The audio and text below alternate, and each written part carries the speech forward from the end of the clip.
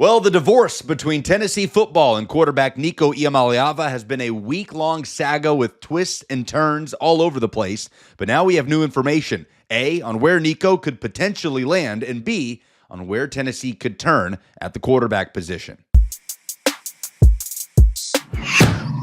Hey, Lucas Panzica here from 104.5 The Zone and A to Z Sports. So, as soon as the transfer portal opened up on Wednesday, we already knew that multiple programs were out of the Nico running. Schools like Oregon, USC, Notre Dame, even Texas Tech. It's clear that the way Nico and his camp have handled this entire situation has turned off a lot of teams across the country, not to mention most teams that really needed a quarterback out of the portal found their quarterback in the winter portal when most of these major deals get done. So Nico and his camp have found themselves with very little leverage, as you saw schools like Tulane and North Carolina slowly but surely dropping out of the mix. And that leaves one school that has been reported as a landing spot for Nico, the UCLA Bruins. Colin Cowherd reported on Wednesday that Nico to UCLA was a done deal. Multiple other reports stated the same thing, but Chris Lowe of ESPN came out after the fact saying that while Nico and UCLA are in talks, the deal has not been finalized, as of course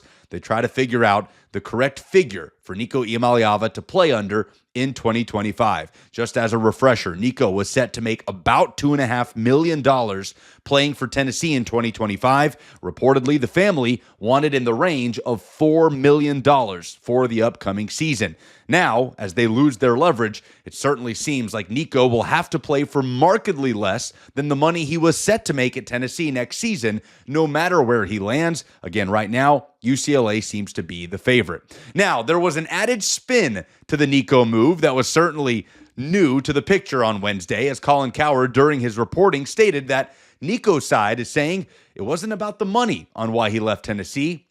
It was actually about the Tennessee offense, and that is the primary reason for why they wanted to leave. Now, there are a couple of reasons why this is a laughable stance from Nico's camp. Number one, they certainly could have said this right from the jump. Instead, they waited almost a week to think of this spin to leak out to reporters. Number two, there's no question. There are fair critiques in terms of how Josh Heupel's offense does not translate to the NFL level. There has not been a starting quarterback that has played for Josh Heupel in college that has become a starter and a competent one at the NFL level. And honestly, the same goes for the wide receiver position. It is something that Tennessee probably needs to happen, is have a quarterback or receiver really find their groove and create a good career for themselves in the NFL. Those things can always trickle down to recruiting. So that is absolutely a fair critique.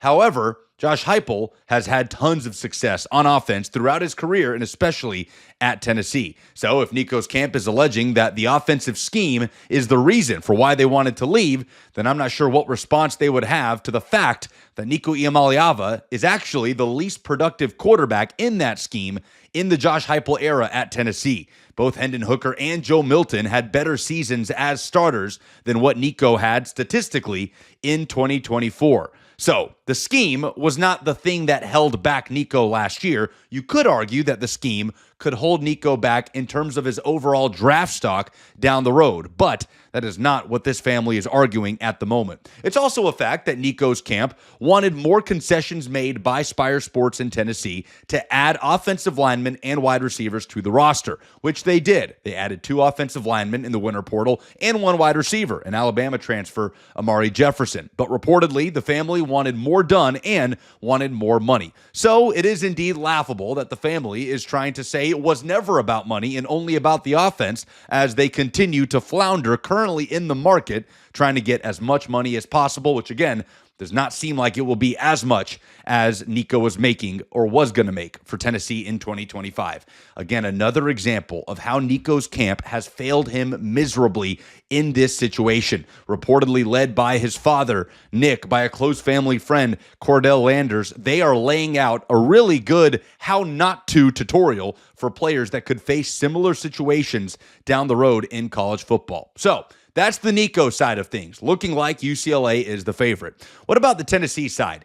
UCLA's quarterback room currently consists of Joey Aguilar, an App State transfer that signed to play for UCLA and presumably be the starter next season for reportedly just over $1 million.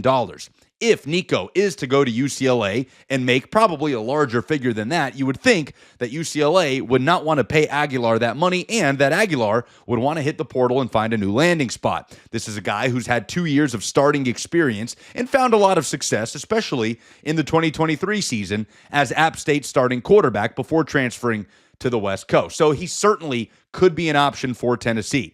But another quarterback has just hit the portal. It is Steve Angeli out of Notre Dame. Now, Angeli was the backup to Sam Hartman 2 years ago and to Riley Leonard in South Bend 1 year ago, and we saw a small sample of the New Jersey product when he played in the college football playoff, finishing out the first half, going 6 for 7 and leading a field goal drive before halftime of the Penn State game.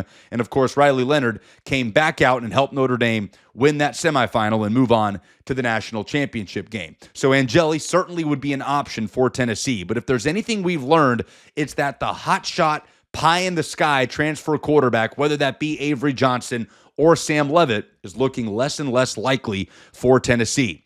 They will get a quarterback out of the portal. Josh Heupel has said as much, but it's looking more every day like that quarterback is going to be somebody to just come in and compete with Jake Merklinger and George McIntyre for the starting job, not a quarterback that will be handed the keys right out of the gate. Look, in this portal era, especially while the portal window is still open, things can change by the minute. But that at the moment is where things currently stand for both Nico Iamaleava and the University of Tennessee.